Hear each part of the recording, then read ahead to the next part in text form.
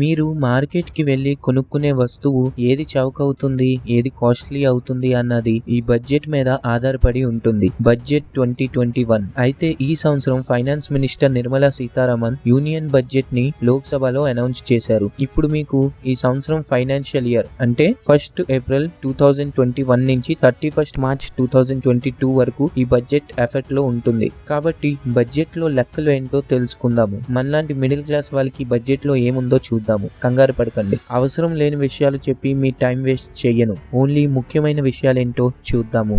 ముందు అసలు బడ్జెట్ ఏంటి అన్నది చాలా మందికి క్లారిటీ లేదు. సో సింపుల్ గా చెప్పాలి అంటే ప్రతి సంవత్సరం గవర్నమెంట్ మినిస్ట్రీస్ అన్ని కూడా సెప్టెంబర్ నెలలో వాళ్ళకి ఏ పనులకి ఎంత డబ్బు అవసరం అవుతుంది అని ఫైనాన్స్ మినిస్టర్ కి సబ్మిట్ చేస్తారు. సెప్టెంబర్ నుంచి బాగా అనాలిసిస్ చేసి ఫిబ్రవరి 1 కి బడ్జెట్ ని ఫైనాన్స్ మినిస్టర్ లోక్సభలో అనౌన్స్ చేస్తారు. ఏప్రిల్ 1 నుంచి ఆ బడ్జెట్ ఇంప్లిమెంట్ లోకి వస్తుంది. అయితే సింపుల్ గా చెప్పాలి అంటే దేనికోసం ఖర్చు పెట్టాలి, ఎంత ఖర్చు పెట్టాలి, ఖర్చు పెట్టే డబ్బులు ఎక్కడి నుంచి వస్తాయి అన్న ప్లాన్ నే బడ్జెట్ అని అంటారు. ఇప్పుడు వీడియోలో ముందుకెళ్దాము. ముందుగా ఈసారి యూనియన్ బడ్జెట్ వల్ల ఏవి కాస్ట్లీ అవుతున్నాయో, ఏ వస్తువులు చవక అవ్వబోతున్నాయో చూసేద్దాం. స్క్రీన్ మీద లెఫ్ట్ సైడ్ ఉన్నాయి కాస్ట్లీ అవుతున్నాయి, రైట్ సైడ్ ఉన్నాయి చవకగా అవుతున్నాయి. పాజ్ చేసి చూడొచ్చు.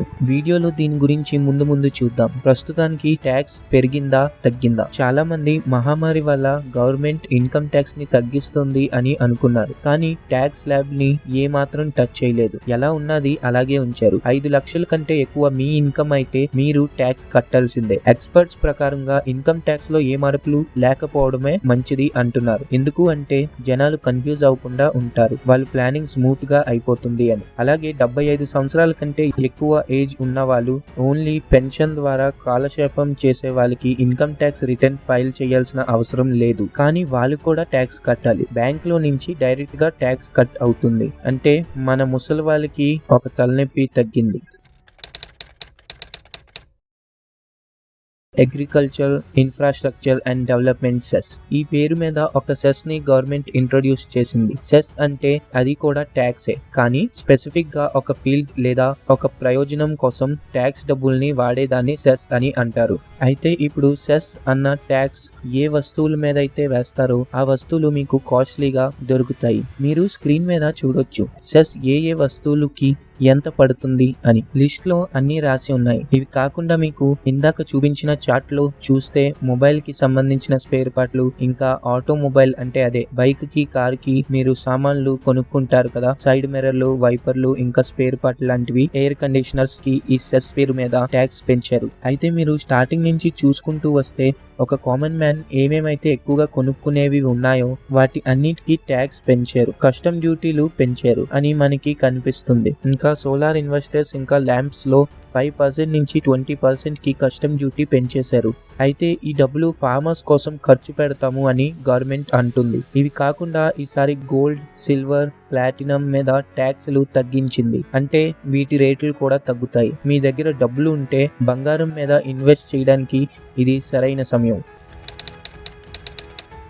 ఫార్మర్స్, మన రైతులకి గవర్నమెంట్ ఎంఎస్పి అష్యూరెన్స్ ఇచ్చింది. రైతులు నిరసనలు చేస్తున్నారు కదా, ఎందుకు చేస్తున్నారు, ఎంఎస్పి ఏంటి, ఆ 3 ఫార్మ్ బిల్స్ ఏంటి అని సపరేట్ గా ఒక వీడియో మన ఛానల్లో ఉంది. ఈ వీడియో తర్వాత ఆ వీడియో మీరు చూడొచ్చు. అయితే ఈ ఎంఎస్పి అష్యూరెన్స్ ఇచ్చినంత మాత్రాన ఫార్మర్స్ కి అంత ప్రభావం ఏమీ చూపదు. ఎందుకంటే హర్యానా, పంజాబ్ సైడ్ మాత్రమే ఎంఎస్పి బెనిఫిట్ తీసుకోగలుగుతున్నారు. మరి మన సైడ్ రైతులు సంగతి ఏంటి?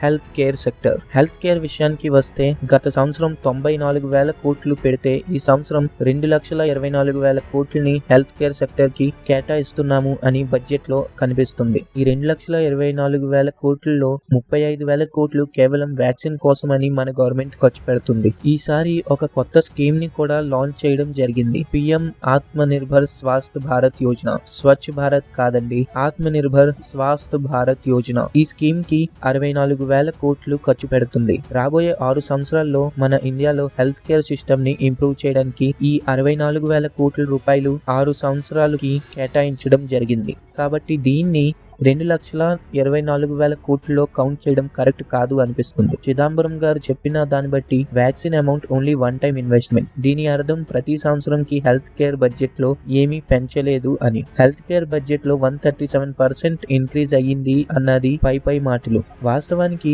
7% మాత్రమే ఇంక్రీజ్ అయ్యింది. అదేంటి అనుకుంటున్నారా? వాటర్ ఇంకా శానిటైజేషన్ డబ్బులు కూడా మన గవర్నమెంట్ హెల్త్ కేర్ డబ్బుల్లో కలుపుకొని చూపిస్తుంది. ఇది విషయం.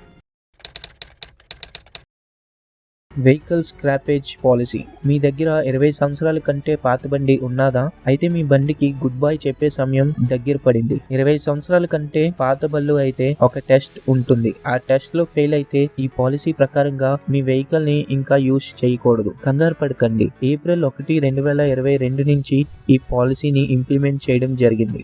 ఈ పాలసీని తేవడానికి ముఖ్య కారణం ఏంటి అంటే 2019లో సడన్ గా ఆటోమొబైల్ సెక్టర్ డౌన్ అయింది. జనాలు బళ్ళు కొనుక్కోవడం మానేశారు. దీనివల్ల చాలా గోడౌన్స్ షట్ డౌన్ అయ్యాయి, ఉద్యోగాలు పోయాయి. ఇప్పుడు పాత బళ్ళుని డిస్మెంటల్ చేస్తే జనాలు కొత్త బళ్ళు కొనుక్కుంటారు అని గవర్నమెంట్ ప్లాన్. కానీ 20 సంవత్సరాల కంటే పాత బండి తోలుకునే వ్యక్తికి కొత్త బండి కొనుక్కునే స్తోమత ఉంటుందా అని ఆలోచిస్తున్నాను. ఇండియాలో ప్రెసెంట్ 1 కోటి మంది కంటే పైగానే పాత బళ్ళుని నడుపుతున్నారు. ఈ పాత బళ్ళు వల్ల పొల్యూషన్ కి బ్యాడ్ ఇంపాక్ట్ అవుతుంది. అయితే ప్రస్తుతానికి కంగారు పడకండి. ఇంకా పూర్తిగా వివరాలు బయట పెట్టలేదు. ఇంకా సంవత్సరం టైం కూడా ఉన్నది. బై ద వే, ఈ పాలసీ ప్రకారంగా చూసుకుంటే మన ఆర్టీసీ బస్సులకి కూడా ఇంకా tata, goodbye, see you again. Privatisation అంటే గవర్నమెంట్ కంట్రోల్లో ఉన్న కంపెనీని అమ్మేయడం. గవర్నమెంట్ LICది IPO పెట్టింది. BPCL ని కూడా అమ్మకానికి పెట్టింది. ప్రైవేటైజేషన్ లో డిసడ్వాంటేజెస్ ఇంకా అడ్వాంటేజెస్, దాని లాభాలు నష్టాలు దానికి ఉన్నాయి. లాభాలు ఎలా అంటే గవర్నమెంట్ కంపెనీస్ ని అమ్మేస్తే ఆ కంపెనీ తర్వాత ప్రైవేట్ అయిపోతుంది. అందులో పని చేస్తున్న ఎంప్లాయీస్ కూడా ప్రైవేట్ ఎంప్లాయీస్ అయిపోతారు. గవర్నమెంట్ ఎంప్లాయీస్ అయితే నన్ను ఈ ఉద్యోగంలో నుంచి తీసేవాళ్ళు ఎవరున్నారులే అని నిర్లక్ష్యంగా ఉంటుంటారు. ఎంప్లాయీస్ ప్రైవేట్ కంపెనీలో బాగా పనిచేస్తారు. అప్పుడు సర్వీసెస్ బాగుంటాయి. ఇప్పుడు నష్టాలు ఏంటో చూసుకుంటే గవర్నమెంట్ కంపెనీని ప్రైవేట్ చేస్తే దాని నుంచి వచ్చే ఆదాయం కూడా గవర్నమెంట్ కోల్పోతుంది. గవర్నమెంట్ కి ఇన్కమ్ వస్తే జనాల మీద ఖర్చు పెడుతుంది. ప్రైవేట్ కంపెనీకి ఇన్కమ్ వస్తే షేర్ హోల్డర్ అంటే ఓనర్ కి వెళ్తుంది. ఇంకా చాలా పాయింట్స్ ఉన్నాయి. కుదిరితే తర్వాత ప్రైవేటైజేషన్ గురించి ఇంకో వీడియోలో మాట్లాడుకుందాము. పైగా BPCL అంటే భారత్ పెట్రోలియం కార్పొరేట్ లిమిటెడ్. ఈ BPCL ఆల్రెడీ ప్రాఫిట్స్ లో ఉన్న కంపెనీ. దాన్ని అమ్మేయడం అనేది నేను అస్సలు ఎంకరేజ్ చేయను. మన గవర్నమెంట్ ఏవో 2 బ్యాంక్స్ ని కూడా అమ్మేద్దాము అని చూస్తుంది అంట. ప్రస్తుతానికి ఇంకా పేర్లు అయితే బయట పెట్టలేదు. PF amount. ఇంకా మీరు ఒక ఎంప్లాయ్ అయితే మీకోసం ఒక బ్యాడ్ న్యూస్. అదేంటి అంటే PF పోర్టల్లో ఉన్న డబ్బులకి ప్రతి సంవత్సరం ఇంట్రెస్ట్ యాడ్ అవుతుంది. 2,50,000 రూపాయల కంటే ఎక్కువ అమౌంట్ మీ PF పోర్టల్లో ఉంటే దాని ఇంట్రెస్ట్ అమౌంట్ వస్తుంది కదా, ఆ ఇంట్రెస్ట్ అమౌంట్ లో కూడా ట్యాక్స్ పడుతుంది. ఇది అన్యాయం అనిపిస్తుంది. PF అమౌంట్ అంటేనే మన డబ్బు మార్కెట్ లో ఉండడం. దానికి వచ్చిన ఇంట్రెస్టే 8% నుంచి 12% ఉంటుంది, ఎక్కువలో ఎక్కువ. ఇప్పుడు మళ్ళీ దీనికే ట్యాక్స్ కట్టించుకోవడం అనేది నేను దిగమింగుకోలేకపోతున్నాను. సర్లే, ఏమైతే అదే అయింది. ట్యాక్సే కదా, దేశానికే కదా మన డబ్బు వెళ్తుంది, వదిలేద్దాం, ఏముంది. అంతేగా. ఇంకపోతే 2021 ఒలింపిక్స్ ఇయర్. ఈ సంవత్సరం ఒలింపిక్స్ ఉన్నాయి. స్పోర్ట్స్ లో బడ్జెట్ ని పెంచాల్సిన సమయంలో మన గవర్నమెంట్ రివర్స్ లో ఉంది. 230 కోట్లని స్పోర్ట్స్ లో తగ్గించింది. లాస్ట్ ఇయర్ 2,826 కోట్లని స్పోర్ట్స్ లో కేటాయిస్తే ఈ సంవత్సరం 2,596 కోట్లని మాత్రమే స్పోర్ట్స్ కి కేటాయిస్తుంది. ఇంకపోతే చైనా బార్డర్ దగ్గర కాసు పెట్టుకొని కూర్చొని ఉంది.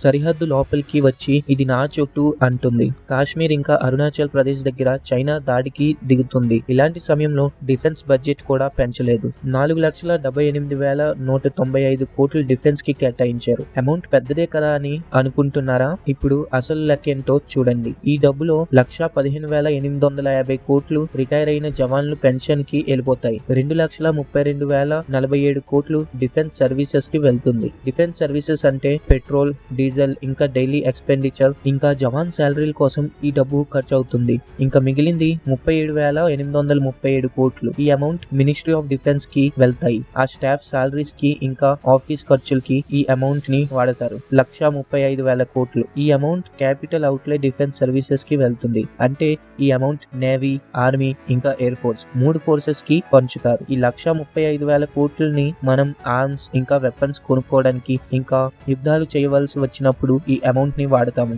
చూస్తున్నారు కదా, పెన్షన్ డబ్బులతో సమానం. పెన్షన్ డబ్బులు 1,15,000 కోట్లు అయితే ఆర్మ్స్ అండ్ వెపన్స్ కి 1,35,000 కోట్లు. పెద్దగా తేడా లేదు. మీరు ఒక రిటైర్డ్ ఎంప్లాయ్ అయితే మీ పెన్షన్ డబ్బులతో మీరు మీకు కావాల్సిన సామాన్లన్నీ కొనుక్కోగలుగుతున్నారా? ఇక్కడ కూడా సేమ్ సిచ్యువేషన్. అది కూడా జవాన్లకి ఇచ్చే లాస్ట్ ఇయర్ పెన్షన్ డబ్బుల్లో 10,000 కోట్లు ఈ ఇయర్ తగ్గించారు. అయినా సరే మనకి డబ్బులు సరిపోవట్లేదు. ఇంకపోతే పెట్రోల్ రేట్లు భగ్గుమంటున్నాయి. ఎక్సైజ్ డ్యూటీ ట్యాక్స్ పెంచారు. రాజస్థాన్ లో 100 రూపాయల నోటికి లీటర్ పెట్రోల్ గురించి స్పెషల్ గా వీడియో చేస్తున్నాను. అందుకే ఈ వీడియోలో పెట్రోల్ ఇంకా డీజిల్ రేట్ల గురించి డిస్కస్ చేయట్లేదు. బడ్జెట్ లో ఉన్న ఇంపార్టెంట్ విషయాలు మీకు చెప్పాను. అయితే ఈ బడ్జెట్ వల్ల మనకి వచ్చింది ఏంటి? మన తెలుగు రాష్ట్రాలకి వచ్చింది ఏంటి? ఏమీ లేదు. కానీ కేరళ, వెస్ట్ బెంగాల్, అస్సాం కి కొన్ని స్పెషల్ కేటగిరీలు వెళ్ళాయి. ఎందుకో గెస్ చేయండి చూద్దాం. ఎందుకు అంటే ఆ స్టేట్స్ లో ఇంకొన్ని నెలల్లో ఎలక్షన్స్ ఉన్నాయి కాబట్టి.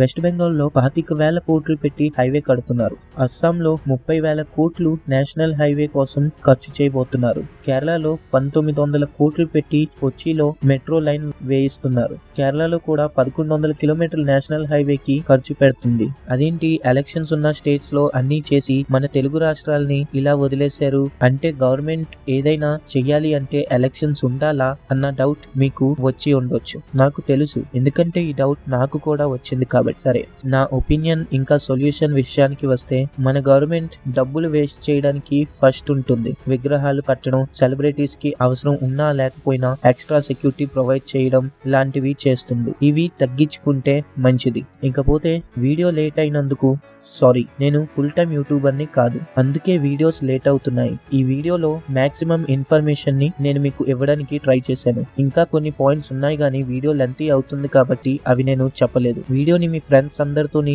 షేర్ చేయండి. మరిన్ని ఎంటర్టైన్మెంట్, నాలెడ్జబుల్, ఇన్ఫర్మేటివ్ వీడియోస్ కోసం ఛానల్ ని సబ్స్క్రైబ్ చేయండి. పక్కనే ఉన్న బెల్ ఐకాన్ ని కూడా కొట్టేయండి. ఈ బడ్జెట్ మీద మీ అభిప్రాయం ఏంటో మీరు కూడా కమెంట్ లో చెప్పండి. మరో వీడియోలో మళ్ళీ కలుసుకుందాం. అంతవరకు stay tune. Thank you for watching. Bye bye.